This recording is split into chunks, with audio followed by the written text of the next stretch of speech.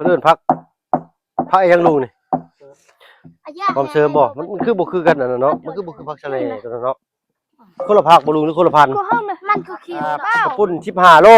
โดยได้เนาะนี่หลานต้องเฮ็ดสินี่บ่เจ้าจักบางทีจะเฮ็ดเสร็จบ่แล้วเทื่อเด้อด้านล่างมันว่านี่จะเก็บแล้วกินบ่มันบ่มีแล้วเจ้าก็เอาใส่ถ้วยจานไว้จานมาล่ะบ่เปิดหูทุกอย่างอ่ะห้อยมันเป็นว่าพวงมาลัยเอาง่ายโดยแม่นเลยถ้าว่าเป็นลงหม้อเลยเรียบร้อยสองมื้อครัวเพิ่นพากันเฮ็ดหยังดีน้องบาดนี่เฮียน่ะฮะเฮ็ดไปเลยเหรอตำกระปุ่นบ่เอาเนาะโดยสบายดีเจ้าโอ้ยเนาะพากันมาหลักเห็นอย่างนี้ว่ะเนาะก็เรียกว่าพากันป่นปลาทูตำรวจเนาะได้มา15 โลนาวบ่มีแล้วกันมาข้ามชุกบ่มีบ่นี่น้ำมาล้างแล้วได้มา15 โลพี่หน่อยเนาะเบิดพอดีนะฮะล้างก็ได้กระปุ่น15 โลลองแม่ครัวเพิ่นเนาะสิพากันเฮ็ดลูกครัวอย่างเด้เนาะสิแซ่บหรือบ่แซ่บเด้บาดนี่เนาะแซ่บอยู่บ่ก้าวแซ่บอยู่บ่แซ่บเนาะตอนแรกนี่มันเฮียนบ่ล่ะผักเนาะครูเพิ่นผักเอาใส่หม้อต้มเพิ่นพี่น้อยนะเบิ่งก่อน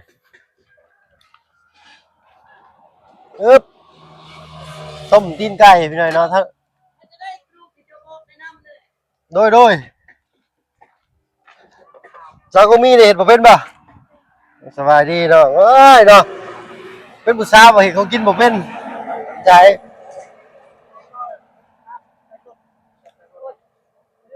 เต็มรถก็มองมันยกมันเต็มเวลามาเจอเป็นรถใช่ลูกไม่ได้ฮะชิตัดเป็นตอนหรือฮะชิทับเป็นตัดเป็นตอนก็ได้บ่ต้มเนาะเป็นต้นใช่น้องมาพี่หิวข้าวบ่สบายดีจ้าโอ้ยเนาะนี่น้องๆมันกำลังตำกับปุ่นอยู่ใช้อาทิตย์ตึ้มก่อนล่ะเอ้าหิวข้าวเราก็ได้หิวข้าวแต่มาตรงเฮียนเดี๋ยวไปโรงเรียนมื้อเช้าบ่ได้กินข้าวจังบ่จักใส่เป็นตอนนี้เนาะเลย1หัว2 3 4 5หัวพี่น้อยเนาะเด้อนี่1 2 3 4 55โต4โตเพิ่นแถมตัวนึงพี่น้อยเนาะเงิน 1,000 บาทพอดีเนาะ6,500 6,400เป็น6,500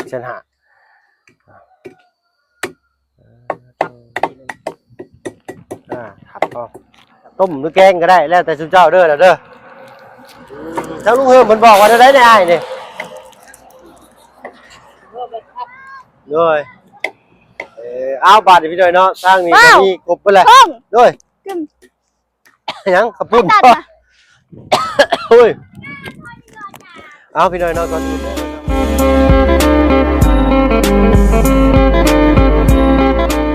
นอกจากทักทายสบายดีผู้ใหญ่ใจดีเด็กเอฟซีเบิร์ดทุกท่านเช่นเคยพี่น้อยเนาะที่เขามาชมช่อง YouTube เอาเปิดเวลาเก่าอันนี้ก็เป็นบรรยากาศน้องๆเพิ่นพากันเฮ็ดอยู่เฮ็ดกินซอยอ๋อตัวหอมปลาแดกหอยโลบาทนี่เรียบหวยอ่ะมุ้ยบางนาวเพิ่นว่ากินมาบ่แซ่บเอ้ยกินเอาแซ่บบ่น้ำลายแตกมันนี่ก่อนหวานโพดเอาล่ะเอาอ้ายยังบ่ถือกับหวานครับน้ำบ่ซื้อน้ำบ่ดูเห็นไหนก็บ่หวานแล้วนายกงงไว้เลยครับแซ่บบ่เอากินเอาแล้วเป๊ปซี่กับน้ำส้มมาพี่หน่อยเนาะเพิ่มบ่เคยซื้อเพิ่มฮะมัน1มันสุกแล้วแต่ว่าต้องต้มอีกเนาะคันอยากกินก็กินได้บ่เป็นน่ะกินบ่มื้อนั้นเฮายังกินเลยเนาะข้าวมันต้องต้มอีก1ใช้แซ่บบ่ให้เป็นคนตำผูกทางนี้อ๋อโธ่สิออกดังเลยเนาะดีเราเห็นดีเอาดีเวลากินอย่าเว้าล่ะเวลากินอย่าเว้ากินหลายคนเวลากินนะอย่าเว้าเดี๋ยวอาหารสิพุ่งมาใส่หมูมันน่าเกลียดเด้อ เนาะเขาเป็นผู้หญิงก็ต้องนั่นได้เอาผู้หนึ่งนั่งต่ำผู้หนึ่งนั่งสูงหยอดสิตาเพื่อให้อีกเลยเนาะใช่ปะน้องมันหิวเขามันบอกเพิ่งก็ยากน้ำลายเอื้อก กินหรือเปล่า หางยันเจ็บท้องกินรสจ้ะ ใช้มือใช้ โอ้ยไอเนี่ยพี่หน่อยเนาะพอน้องใจดีกับมาเลยเนาะน้องจริงๆเอา ทำไมได้แท้ แช่บป่ะแม่แช่บป่ะสบายดีเด้อเอ้ยเนาะแอมลือทั้งลุงเฮิมเพิ่นได้บอกเบิดแล้วบ่ว่าเฮ็ดหยังอยู่เนาะบ่ทั้งลุงเฮิมเพิ่นบอกแล้วบ่ บอกคนแรกแต่ซับแบบได้ซับ อ๋อซับต้มบ่หรือซับจังไดอ๋อน้องลุงมันต้มไก่ไปเลยเนาะต้องท่าเพิ่น ได้ เนาะ เบาซับ มีหยังอันนี้ ซับเขาซับให้มุ่นเขาบอก ไม่ช่วยเข้านะ อ้อนที่ก็ ไม่ นั่น ไม่ แหละ ขยุ่งแม่ดิเรียบร้อยพี่น้อยเนาะอ้ายๆเพิ่นพากันกว่าทำความสะอาดไก่เนาะคักเนาะ แซ่บมันจะมาบริกิน เอากินรถล่ะกินรถบ่าวก็ยังบ่ได้กินข้าวเช้ายังเจ็บท้องพี่สม ยังไม่ได้กิน แซ่บบ่น้องก็มี แซ่บ ยังได้ทางนะ คือเขาเด้บางคนเนาะ ใจเย็นๆอ้ายเพิ่นยังเฮ็ดอยู่เนาะและเจ้าบ่มาซอยเฮ็ดแต่เช้าๆเนาะไปนั่งคุยกับลุงเฮิมอยู่ใต้ต้นลุงมี่อยู่ ใช่พลังชาเป็นของมู เราปรึกษาเรื่องของหมูแล้วก็นั่งคุยกันแล้วว่าเจ้าบ่คุยจะสิเข้าใจนะ เสียเนี่ย เว้าแซวน้องเพิ่นซื่อๆพี่น้อยเนาะแซ่บบ่บัดนี้โอ้ยนั่นแหละตำน้อยโพดตำใส่หลายๆจะกระโตกใส่กระโตกอ่ะ ทำละลายจังหน่อยก็ กินบ่เบิดติ บ่แซ่บอีกนะ เอาสัมปริญญาติกินเนาะ อันนี้แกหิว แกหิวแฮงหิวตื่มซ้ำข่อยว่าบาดนี่เช้าดอกแค่เพิ่นไปใส่เดเนาะ เสียก่อน ไปเอาใบสมุนครัวบ่เอาใหญ่เนาะฮู้บ่ว่า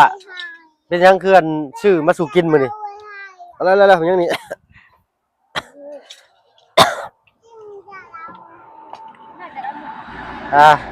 เนาะทั้งหมดทั้งมวลนี่ก็บ่แม่นเงินบ่เพิ่งดอกพี่น้อยเนาะเป็นเงินนั้นอ้ายใจดีจากฝั่งไทยเพิ่นเนื่องในวันเกิดเพิ่นมื้อนี้เนาะเพิ่นก็อยากเลี้ยงถือว่าเฮ็ดบุญเฮ็ดทานไปเพิ่นว่านะถือว่าทำบุญทำทานเนาะทำบุญเลี้ยงคนเลี้ยงแขกว่าซั่นซะเนาะอ้ายเพิ่นก็บ่ได้ประสงค์ออกนามดอกเนาะเพิ่นมีแต่บอกว่าอ้ายใจดีพอใจดีจากฝั่งไทยเนาะอยู่อุบลราชธานีบอกพี่น้องถ้าว่าเพิ่นจำบ่ผิดถ้าว่าผิดถือได้ก็กราบขอโทษขออภัยเด้อพี่น้องเด้อเนาะเอา หมดเลย เบิดเลยเป็นได้สบายดีสบายดีเป็นได้ขาคือไอ้สัตว์นะมันคน เป็นรอย เป็นรอยเป็นปลาดงโอ้ บักติงพอหมดบาท ไม่เห็นยังมาอีกนะอะไรจะบอกคอยไป แล้ว คอย แม่นี่เล่พี่บ้า คอยเนาะมึงน่ะเลี้ยงนะ เออ อันนักเตะเชียวเล่นพี่บ้าฮะล่ะจอกน้ำพิมพ์เลี้ยงอย่าจอก เอาเห็นน้องๆกินได้ก็มีความสุขแล้วล่ะพี่น้อยเนาะ เราแค่ เอาคนแรกบนตัวพี่น้อยเนาะจริง ได้ ๆ แล้วนะ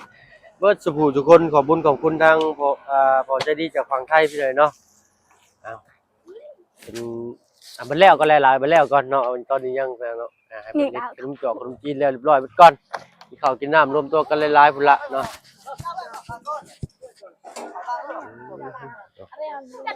บ่มีอีกบ่เตียงนี่บ่มีอีกบ่นี่เบิดเลยบ่เตียงนั่งนี่นะเบิดเลยกินญี่ปุ่นมีแต่บัดยามเพิ่นเวลายามเพิ่นเฮ็ดอันนั้นก็ทำความสะอาดเด้อ ชิล่างเนี่ยเขาตัดเลยสะอาดเลยมีแต่คั่วเอาลูก ใช่ แล้วชิล่างตื่มล้างเนี่ยเขาตัดเขาล้างสะอาดแต่พูดแล้ว ถ้าพัน ชิล่างพันก็ยากเลยมันสิล้างบ่ อันนี้นะบ่ล่างก็ได้ ไปล่างก็ได้ล่างนี่เด้ ล่างเลย หัวมันนี่ผ่าก็ได้ผ่าครึ่ง มาฆ่าเลย ผ่าครึ่ง ดูสะอาดเกินไป เขาต้มมือกันบ่ อ่า ต้มน้ำกันกับไตมันบ่ อาจจะสิแกงบ่หรือสุดแล้วแต่ได้สิเฮ็ดสุไม้มักกินอะไรมักกินต้มหรือมักกินแกงก็ได้แกงก็ได้เอาเลยแต่สิเจ้าถนัดอ่ะ ตัวไตนี่เฮ็ดใส่กับปุ้นกับเลือดนี่บ่ กะไตมันนี่นะก็ได้ ต้มเลยก็ได้อ่า กันเด้อ โดยเพราะว่าข้าวปุ้นเขามีตีนไก่แล้วแล้วก็มีทางลูกชิ้นเนาะของโปรดน้องใจดีแล้วเลยมีแต่ถ้าเบิ่งตื้มอีกกว่านี้อบก็ได้อยากอบก็แบ่งครึ่งอบก็ได้อบครึ่งนึงแกงครึ่งนึงต้มครึ่งนึงก็สุดแล้วแต่ได้ต้มก็คักอยู่ได้มีใบมะขามอ่อนเนาะสุดแล้วแต่สุดไม่อยากกินเลยเนาะน้องก็มีจะอยากกินแบบใดไม่ได้กินได้เบิดเฮ็ดเป็นอยู่บ่ เย้แล้วตาชดอ่ะ มาน้องก็มีเห็ดของกินเป็นอยู่บ่เจ้า ปุ้งไม่เอ้ยนอโร เห็ดของกินเป็นอยู่บ่เจ้าบ่เป็นบ่จะเห็ดเป็นบ่ล่ะ เฮ้ยแต่บ่แซ่บปุ้งมีคือกัน เป็นแต่บ่แซ่บโอ้ยบ่มานพ่อเนาะจะบ่มีผู้บ่าวเนาะเขาจักเทื่อ ตอกย้ำเข้าไปอีกพี่หน่อยเนาะน้ำก้อนมันยังบ่ได้ซื้อมาซ้ำมาเอ้ยเนาะว่าสิซื้อมาว่าจะมันละลายตกไปหากระติกไปก่อน มันเคยกินนี่เขาก็กินแล้ว เจ้าบ่กินบ่ มันเคยกินนี่ เอาเนาะจะยังบ่ทันอิ่มเนาะเอาคนซื้อมาให้กินอยากให้กินเต็มที่โลดหลายเนาะแม่นกินโลดเนาะเดี๋ยวปึ๊กไปหาซื้อน้ำก้อนมื้อก่อนพี่หน่อยเนาะไผสิไปซื้อน้ำก้อนให้บ่าวบัดนี้ ค่อย ฮะ ค่อยก็ได้ ฉันว่าฮ้อนว่ายังอะนะ โอ้ยเซ็งเลยย่าปรากฏตา50อ่ะ เอาเงินได้นี่ไปซื้อ เดี๋ยวไปจังกันกี่ กับจัง ไ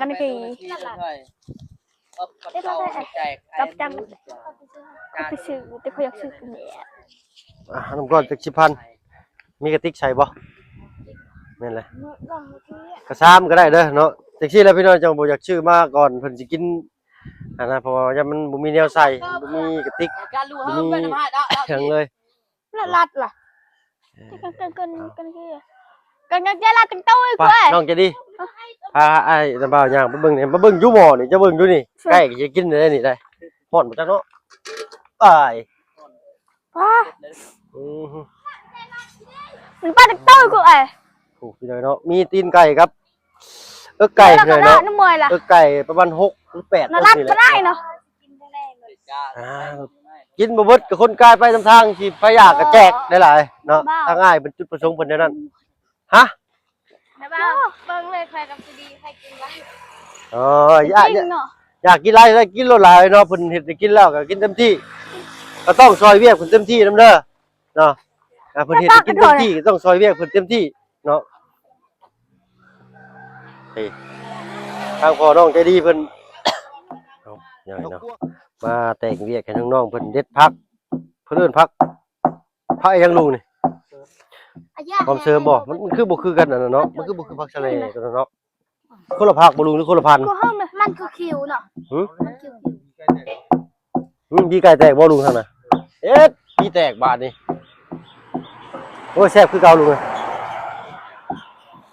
อ๋อบักไข่ลังมันบ่นี่คือหำมันจ้าเจ้าตะเบิ่นมันก็ได้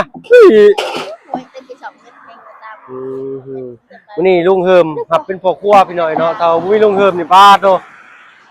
ก็บ่มีสีชั้นในงานแล้วแหละโอ้มีต้นนี่เนาะลุงเนาะ5โตไก่พี่น้อยเนาะอีก8น่า กระปุ่น15โลได้เนาะ เสร็จเรียบร้อย อันนั้นทางข่อยชื่อผักถั่วงอกมันน้ำอีกได้ลุงเลยเด้ชื่อมาแล้วเนี่ย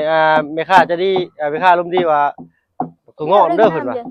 แล้วข่อยอันมีถุงห่อหนึงอยู่ว่าสิเด้อ เนี่ยปีนี้อะไรอย่างนั้น อันนี้กะปิพี่หน่อยเนาะกะปิแซ่บ ทำไม่ต่างเพิ่มยังคือสีดำ สีดำน่ะมันเก็บออกก็ได้บ่เก็บก็ได้เก็บก็ได้แต่เก็บออกก็ดีคือกันได้ล่ะจะงามเนาะ น้ำมัน ดีได้ซะ น้ำมันปั้น ผักกาดผักกะหล่ำได้ซะลุง นั่นผักกะหล่ำว้าวว่าถ้ามาตามมันไม่เลี้ยง อืม ไม่เลี้ยงถ้าตามไปนำมันตาม คันจะว่างเจ้าเล่นเมื่อเอาได้ ที่เดินตาม เด็ดใบมะกรูด ไอ้มะนาวนี่นั่น ลงนาวบ่ โอ้ย ได้ป่ะแม่นมะนาวบนกูดมะกรูดว่าบ่แม่นลุงเปี๊ยไม่ดังเปี๊ย สมโอ เปี๊ยแม่นซุปโอ้แหละ ไอ้มาปีในเจาะเลย แซ่บอะไรเขาใส่นั่นน่ะ โอเซ่มันขม ใบชะพูนี่เนาะชุ่มเช่งอะนะพักได้ว่าสิด้วย ล่างมันเนาะเอิ้นกระชาเขาเปี๊ย นี่หลาน เดี๋ยว เฮ็ด เขา สินี่บ่ จะจับบางทีจะเห็นสมบูรณ์แล้วเทื่อเด้อ ก็ล่างมันว่า นี่จะเก็บแล้วกินบ่มันบ่มีแล้วจะเอาใส่ถ้วยจานไว้ใส่จานมาละเอ้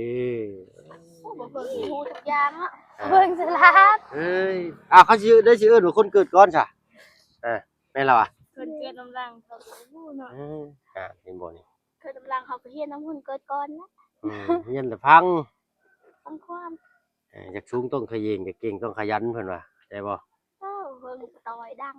ต่อยอย่างนี้บาด ซอยน่ะแม่นว่าอันนั้นว่าเว้าเลี้ยงกัน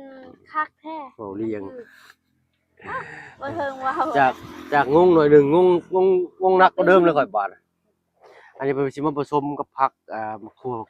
ผักยาวบ่มีพี่น้องมะขั่วนะ พวกยาว มะขั่วที่เฮาตำกินนั่นน่ะเฮ็ดออกถ้าตามจริงก็กินไปเลยก็ได้พี่น้องเนาะแต่เฮาอยากให้มันงาม นี่เลยเกลือ จังดอกไว้แต่บัด ไม่ใช่วัตถุดิบมากัน แต่บัดแต่ ใช่ควายนะ ไอ้ทำมันน่ะก็ ถั่วงอกเป็นไงเนาะ ใช่อ๋อเกิดมัน เห็นบ่ อ้าว ตึ๊บ เดิบไว้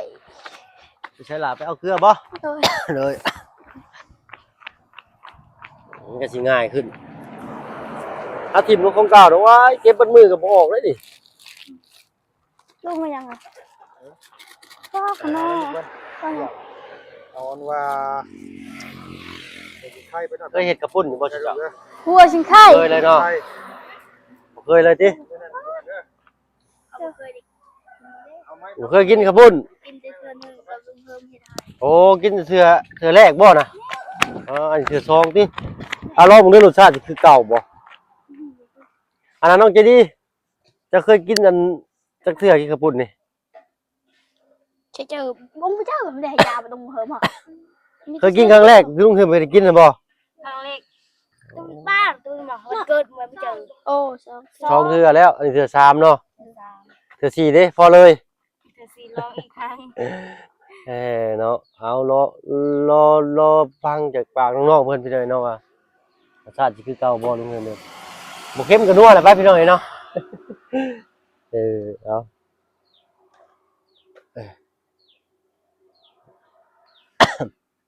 อุ้ยไอ้ยุย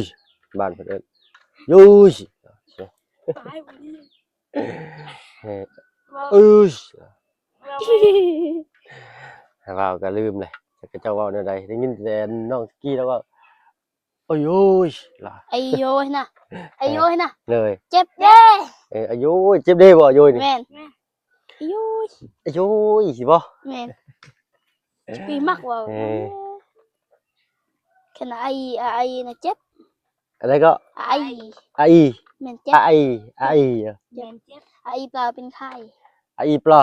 เปล่า เปลอ เป็นไข้ ไอเปลอเป็นไข้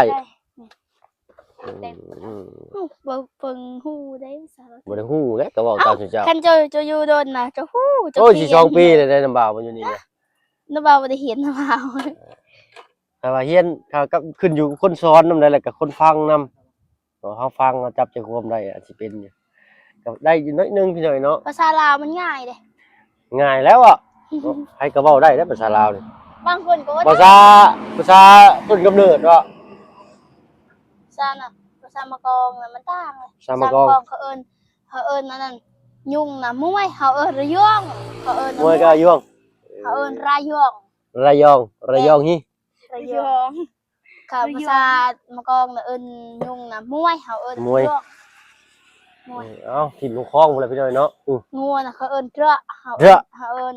เขาเอิ้นตะแกรง ตะกี้ ตะแกรงภาษาอัน ตะเลียได้จ้ะ ตะ ควาย เลียน่ะภาษานั้น ตะเลียตะเลียงัวหรือควายตะเลียนี่ ตะเลียควาย ตะเลีย แกงที่ ตะแกรง ตะแกรงน่ะภาษามะกองแกง งัว แปลว่าควาย งัว ควาย ควายไม่เอามาถูกงัวเจ้าบ่ พ่อมีแต่งัวควายพอแล้วตัวนี้เนาะ เราบ่ฮู้เนาะ นี่ทางอ้ายเพิ่นกำลังห้อยพวงมาลัยไว้ข้องคอหมอเอาบ่แม่นพี่น้อยเนาะ เหมาะใน ห้อยจี้เพื่อการตักขึ้นมามันง่ายบ่ชิ้นมันน้อยเด้ นั่นน่ะมันจำตะ แก ไร งไง เพิ่นสิจุ่มลงหม้อเดือดๆเลยได้นี่ มันภาษานี่ ระยะ มันละมาก็ไม่ไม่นึกชวนพูดยังป้าก็เลยเนี่ย อันนั้น ไงเครือเอาไป ไต แล้ นี่ ว แยกกันก็ได้เอานังใส่ก่อนเพราะว่ามันสิ ให้เรื่อง ความน้ำมันต่างกันเลยอย่ามันชุกบ่พอกัน ไม่ นะ ชวนกับเมาแบบฉันเจาะปลัง แม่นายแม่นเอานังมันมาให้น้องกันได้ไหมไปให้ทางนู้นเพิ่มอึ๊บใช้ ใช้ เอาไปบอกอันไปให้ป้าลุงเพิ่นเบิ่งนำแน่พี่น้อยเนาะ ย่านเฮ็ดแบบใดแบบ ห้อยมันเป็นว่าพวงมาลัย มันเอาง่ายพี่น้อง โดยแม่นน่ะ มันว่า ถ้าว่าเป็นลงหม้อเลยเรียบร้อย อีชัก หัวนี่ก็ ป้าไว้เลยบ่ลุงน่ะโอ้ เดี๋ยวเราจะข้างไหม โดยน้องยังให้ ไหนกันไหน เอ้าคือว่าให้ผู้ใดว่าเป็นไปซื้อน้ำก้อน ตัวงอสตอก็ได้กินไอ้ในในรูสตอ มาขึ้นโค้งข้าวคั่วไปชื่อเอ้ยได้ฮะ บวก ใจ พวกพวก ใจเดินได้ เดี๋ยวเขามีมาแล้ว โดย เขาสิมาตำใหม่มันเสียเวลาเขาหิวข้าวแห้งนี่นะ อืม เจ้าไปกินข้าวเช้ากันป่ะ นี่คือกันนะ อ้าวต้องตาแล้วเจาะแล้ว อันยังก็ ข้าวคั่ว ข้าวคั่ว พริกโค้ง ข้าวคั่วพริกพง บัว 3อย่างเนาะ สามอย่าง พริกพงบัว โดย โอเคเนาะเอายังลูก เอาไปพูดให้ค่อยได้อยู่หลังเรือนนะ เขาหลานจะเด้อ โดยเมนูยังลุงตัวดิเมนูยัง ต้ม ต้องล้วนก่อนเนาะ ชวนก่อน โอเคถ้าว่าลืมนี่ขอสิแชทหาเด้อเนาะโดยใช้หลายไปชื่อตรงก่อนเห็นนะบ่าว พ่อ โอ้โอเคเนาะ ที่วันมาลีกับ เดี๋ยวเจ้าก็เพิ่งจะไปชื่อว่าพริกข้าวคั่วแล้วก็ผักบัวก่อนพี่หน่อยเนาะเพราะว่า เด็กก็ผม ครัวนะเขาตำเองก็ได้ ใช่ข้าวคั่ว ตำเองก็ได้เขาตำมันนั้นยังเลย มาพริกคั่วอีกเด้ เราพริกขัวเราไม่ได้หรอก ข้าวไว้คนละข้างกันเท่แล้วล่ะพริกคั่วบ่ทางลุงเพิ่นว่าหิวข้าวแล้วฟ้าวไปชื่อเอาตัวนี้ก่อนก็ได้บ่ได้จังตํเอานะพี่หน่อยเนาะเพราะว่าญาติน้องๆเพิ่นหิวข้าวเนาะ